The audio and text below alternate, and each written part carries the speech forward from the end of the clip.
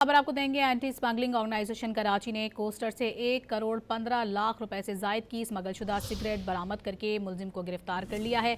आपको बता रहे हैं एंटी स्मगलिंग ऑर्गेनाइजेशन कराची की जानिब से ये कामयाब कार्रवाई अमल में लाई गई है, जिसमें आपको बताएं कि स्मगलशुदा सिगरेट बरामद करके मुलजिम भी गिरफ्तार किया जा चुका है। कोस्टर से 1 करोड़ रुपए से जायद की ये सिगरेट बरामद की गई है और कोस्टर को भी अपनी तहवील में ले लिया गया है। आपको बता रहे हैं सहाम खबर से मुतालिक, जहाँ पर एंटी स्मगलिंग ऑर्गेनाइजेशन कराची की कार्रवाई अमल में लाई गई है। अहम कामयाब कार्रवाई में आपको बताएं कि मुलजिम समेत स्मगलशुदा सिगरेट बरामद कर ली गई है।